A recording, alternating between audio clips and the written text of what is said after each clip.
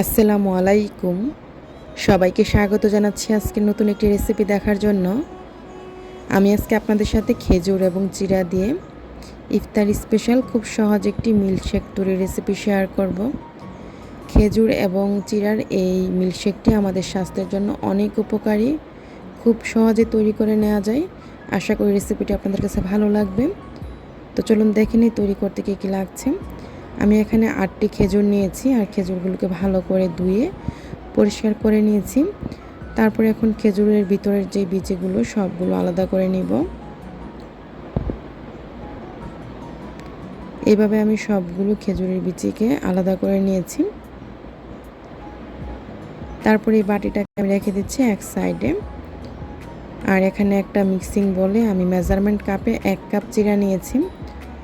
এখন এই চিড়াটাকে নর্মাল পানি দিয়ে ভালো করে কয়েকবার ধুয়ে নিতে হবে। এই চিড়াগুলোকে ভালো করে আমি কয়েকবার ধুয়ে নিয়েছি। তারপর পরিষ্কার পানি দিয়ে 5 মিনিট ভিজিয়ে রেখে দিচ্ছি। 5 মিনিট পর এই পানিটা ফেলে দিয়ে একটা ছাঁকনিতে আমি ছেঁকে নিব।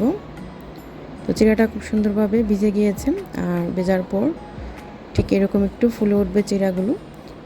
এখন আমি এখানে একটা ব্লেন্ডারের জার নিয়েছি। ব্লেন্ডারের জারে প্রথমে চিড়াগুলো নিয়ে নিচ্ছি। তারপর আমি নিয়ে নিচ্ছি এখানে খেজুরগুলো। আমি এখানে দিয়ে দিব টক দই, মেজারমেন্ট কাপে 1/2 কাপ দিয়েছি এখানে। তারপর আমি এখানে সামান্য পরিমাণে 1 চিমটি লবণ দিয়েছি। দিয়ে দিচ্ছি এখানে 3 টেবিল চামচ চিনি। চিনির পরিমাণটা বুঝে দিতে হবে, যেহেতু খেজুরটা অনেক বেশি মিষ্টি। তো যে যেরকম পছন্দ করেন তেমনই দিবেন।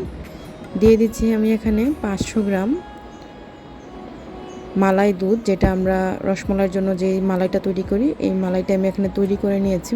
আমি এখানে 500 গ্রাম মালাই দিয়ে দিলাম। যে রসমালাইয়ের যে মালাইটা সেভাবে তৈরি করেছি এই মালাইটা। তারপর আমি এখানে 8-9টা বরফ কুচি দিয়ে দিলাম, মানে বরফের যে কিউবগুলো সেগুলো দিয়ে দিলাম। তারপর আমি এই ব্লেন্ডারের জারটাকে 2 মিনিট ব্লেন্ড করে নিব। 2 থেকে 3 মিনিট ব্লেন্ড করে নিলেই এই মিল্কশেকটা তৈরি।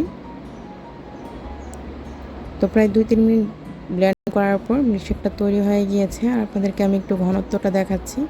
আপনারা যারা একটু পাতলাটা পছন্দ করেন খেতে, পানি অ্যাড করে তারপর ব্লেন্ড করে নেবেন। তো আমি যেহেতু মিল্কশেক তৈরি করেছি তাই এরকম ঘনত্বটাই রেখেছি, আর এটাই বেশি ভালো লাগে আমার কাছে খেতে। তারপর আমি গ্লাসে ঢেলে নিচ্ছি আর আপনাদেরকে দেখাচ্ছি ঘনত্বটা। খুব ক্রিমি একটা ভাব আসে এরকম করে যদি চিড়া এবং খেজুর দিয়ে মিল্কশেকটা তৈরি করেন, তাহলে বুঝতে পারবেন কতটা মজার হয়। আর এটা আমাদের স্বাস্থ্যের জন্য অনেক বেশি উপকারী। ইফতারে তৈরি করে নিতে পারেন ঝটপট। আশা করি রেসিপিটি আপনাদের কাছে ভালো লেগেছে এবং সহজ লেগেছে। যদি আজকের রেসিপিটি ভালো লাগে, লাইক, কমেন্ট, শেয়ার দিয়ে সাথেই থাকবেন। রেসিপিটি দেখার জন্য আপনাদের সবাইকে অসংখ্য ধন্যবাদ। সবাই ভালো থাকবেন, আমার জন্য দোয়া করবেন। আল্লাহ হাফেজ।